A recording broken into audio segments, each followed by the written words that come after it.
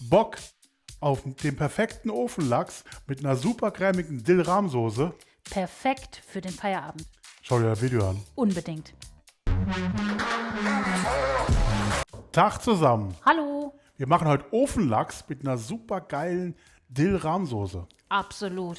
Da freue ich mich schon drauf. Oh ja, ich auch. Ich habe nämlich Hunger. Und wir haben schon probiert. Wir kommen jetzt mal zu den Zutaten. Genau. Ist mal wieder relativ überschaubar. Wir haben hier einmal Milch, dann Dill, TK-Variante, dann Zwiebeln, fein geschnitten von meiner Frau, dann Mehl, was ist das? Weißwein. Weißwein, dann ein bisschen Fischgewürz. Kannst aber auch einfach nur Salz und Pfeffer holen. Also, wenn du kein Fischgewürz hast, wir holen unser Fischgewürz, das ist ganz geil. Und ja, ein bisschen Butter für die Mehlspitze. Und hier haben wir noch Crème fraîche. Crème fraîche. Okay, Crème fraîche regelt. Das war eigentlich alles für die Soße. Und den Hauptakteur, den holen wir jetzt mal aus dem Kühlschrank.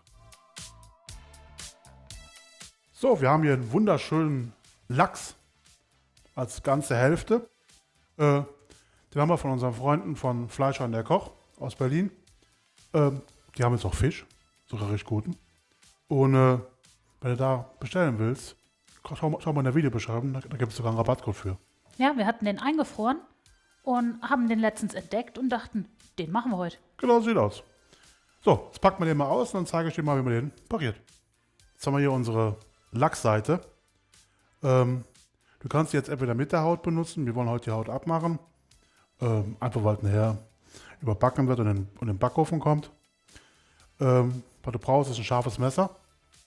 Und auch so ein schmales hier, also so ein Pariermesser. Und dann holst du dir einfach nur das Ende hier. Schneidest einmal rein, bis auf der Haut bist. Und dann gehst du an der Haut vorbei.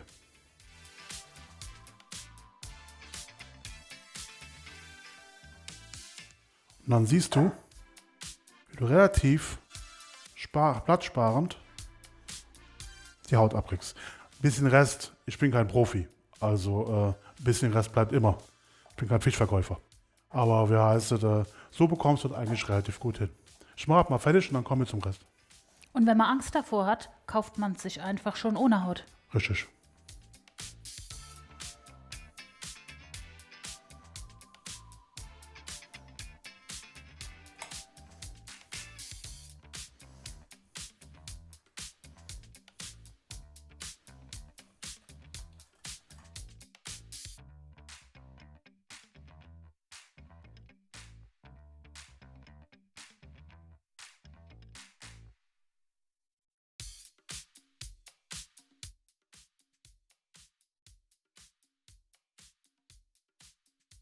Jetzt siehst du, ich bin kein Profi, hier ist noch ein bisschen dran geblieben, aber hier ist es schön geworden. Ja? Also wie gesagt, du brauchst halt wieder wirklich ein scharfes Messer, dann klappt das gut.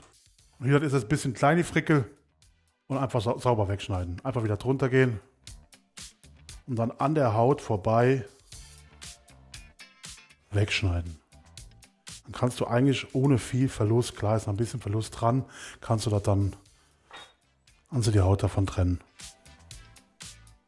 Aber so sieht man halt, wie man sich auch in der Hobbyküche zu helfen weiß und auch mal so eine Haut von einem Fisch abziehen Richtig. kann. Also keine Angst davor, ein bisschen Schwund ist immer. Macht langsam, umso besser wird's. Genau. Wir haben jetzt hier pariert, hier haben wir jetzt unsere Reste, die werde ich nachher noch in mühevoller Kleinarbeit abholen, weil davon werden wir uns eine Lachspasta machen. Das heißt, wir werden die ganzen Kleinigkeiten hier ab, dann hast du ja so Lachsschnetzel und die kannst du da wunderbar verwenden für eine Lachspasta. Und hier haben wir jetzt unser großes Stück. Alles, was irgendwie grau war oder zu viel Fett war, das hat man auch dran beim Lachs, habe ich weggeschnitten. Und daraus machen wir jetzt schöne Stücke. Wir werden nicht alles brauchen. Da heißt es, einen Teil davon werden wir weiterverwenden.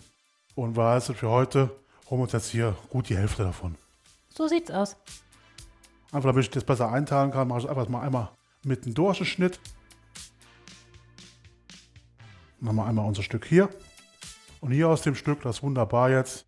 Daraus schneide ich jetzt 4 Stücke für uns. Gerne. Ja. Also einmal nochmal in der Mitte durch. Und dann die anderen auch in der Mitte durch. Und da habe ich hier 4 ganz tolle Lachsfilets. Ja, der sieht richtig gut aus. Ja. Das war schon.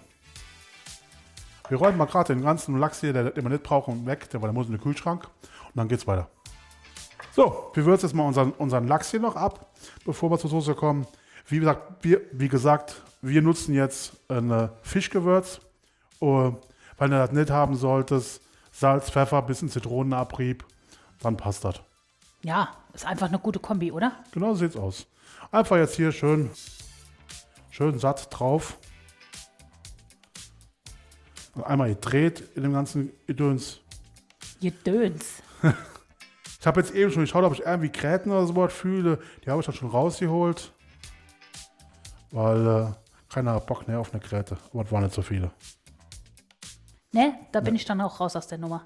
Ne, das muss jetzt sein. Ruhig ein bisschen Power dran machen. Nicht zu viel, aber ein bisschen kann ruhig dran.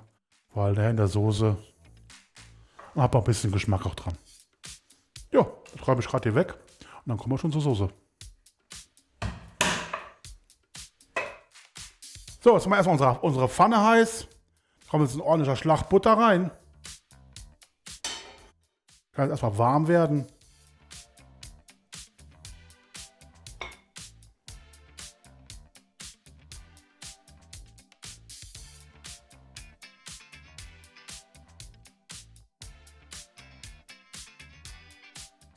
Jo, unsere Butter ist jetzt heiß. Oder warm erstmal, also heiß. Und dann kommen jetzt unsere klein gehackten Zwiebelwürfel. Die hat meine Frau mit sehr viel Liebe schön fein klein gehackt. Ja, wie immer. Aber das hört sich schon mal gut an.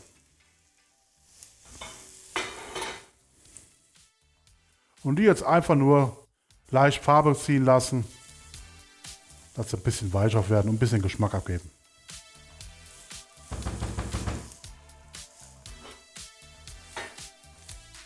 Würden die im Backofen nachher nicht gar ziehen? Oder ist die Zeit zu kurz?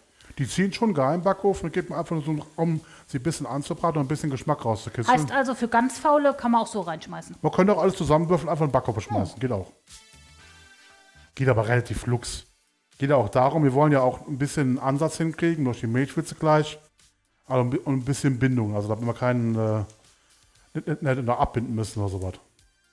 Und das ist es auch schon fast. Guck mal, ja, ging jetzt gerade Fahrt, die werden schon blond, so nennt man das. Also werden schon leicht gelblich. Das reicht schon. Durch dass die so klein waren, geht das wunderbar. Und jetzt haben wir hier schon unser Mehl. Das bestreuen wir jetzt einfach.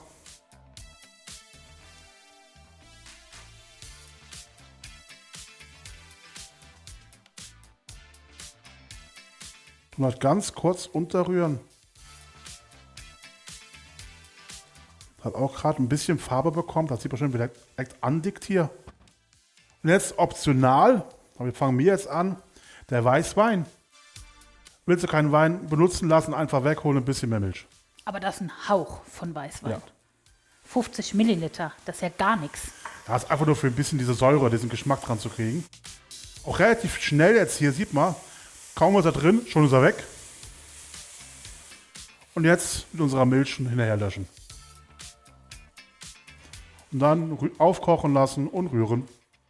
Man könnte ja fast meinen, das wäre ein kalorienarmes Rezept wegen der Milch. Aber damit das nicht passiert, hauen wir Crème fraiche hinterher. Richtig. Also wir gleichen nicht Fett aus. So, die hauen wir jetzt direkt hinterher. Rühren die auch unter.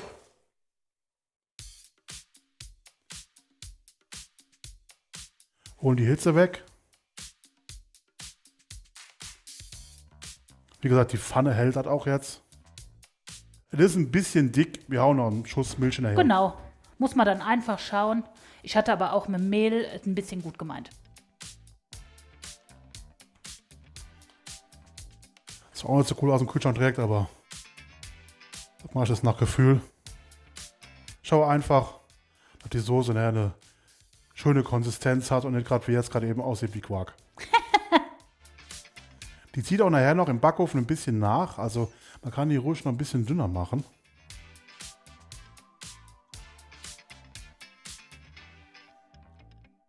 Jetzt gleich siehst du, wie die Konsistenz sein muss, dann passt das. Das ist immer Wahnsinn, wie stark so Mehlschwitze nachzieht. Das unterschätzt man. Ja, ich unterschätze das sowieso immer mit dem Mehl. So, kommt noch ein bisschen hinterher. Ja. Einmal kurz noch aufkochen lassen. Und dann ist gut. Da merkt man aber mal wieder, dass ein gehäufter Esslöffel Mehl nicht das gleiche ist wie ein Esslöffel Mehl. Nee, das wohl wahr. Also wir haben jetzt fast die doppelte Menge von der ursprünglichen Menge Milch da drin. Ja. Gut, die Creme fraiche bindet ja auch noch ein bisschen, aber was so passt das jetzt. Wie gesagt, im Backofen zieht ja auch noch mal an. Zur Not kann man ja noch mal den Lachs rausholen und gerade die Soße noch ein bisschen flüssiger machen. Aber es riecht sehr gut. Aber so sieht gut aus. Ja, der Weißwein tut alles dafür. Ich probiere jetzt mal gerade.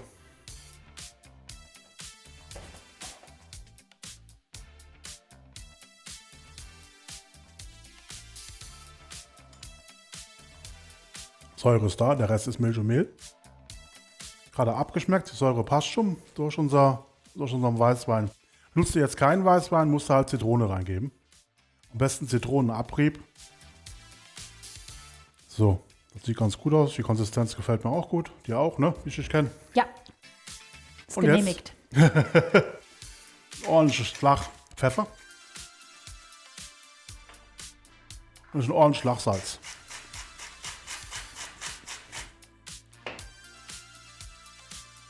Mal verrühren, aufkochen lassen. Und dann nochmal abschmecken. Und dann kommt schon unser Dill ins Spiel, ne? Richtig. Pfanne ist wie gesagt aus jetzt. Und jetzt heißt das eigentlich nur noch den Dill da rein. Das ist TK-Dill. Ja, den kaufen wir frisch in 2, 3 Bund und waschen den, schneiden den klein, ab in den Zipperbeutel und dann in den Froster. Richtig. So hast du immer frische, gute Kräuter zu Hause. Jetzt ist es schon wieder eine tolle Soße, gibt eine tolle Farbe. Das ist einwandfrei. So muss das sein. So, alles verwerten. Ja, da muss auch ordentlich Dill rein, weil es ja auch eine Dillrahmsoße, ne? So, genau. Und jetzt legen wir unseren Lachs einfach schön dazu. Ein Träumchen.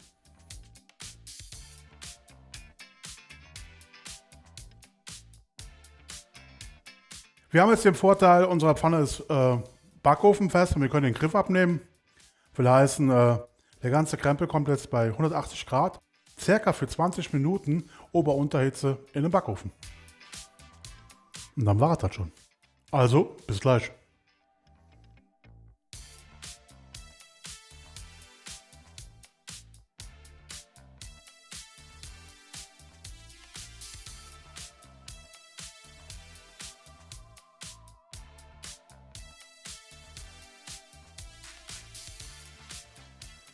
So, und schon ist unser Lachs fertig.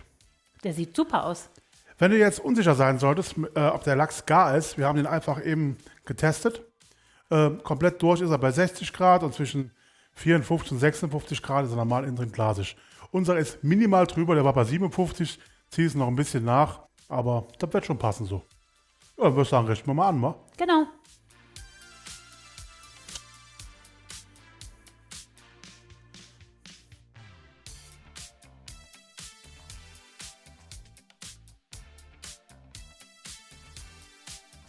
So, jetzt machen wir erst ein bisschen Soße unten drunter. Hat eine schöne Konsistenz gekriegt.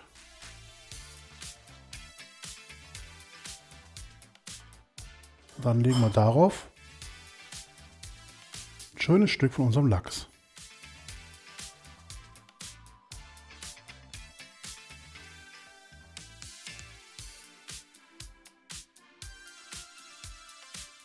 Top. Sieht richtig gut aus. Ja. Und so geht unser Ofenlachs mit der leckeren Dill-Rahmsoße. Wir haben uns dabei jetzt ein bisschen Kartoffelchen gemacht, ein bisschen Brokkoli, die tolle Soße dabei. Perfekt für den Feierabend. Oh ja. Wenn du alle Zutaten haben willst, die findest du wie immer auf unserer Homepage. www.ungers-kitchen.de. So sieht's aus. Wir sagen bis zum nächsten Mal und lass uns gerne einen Daumen hoch da. Ciao. Tschüss.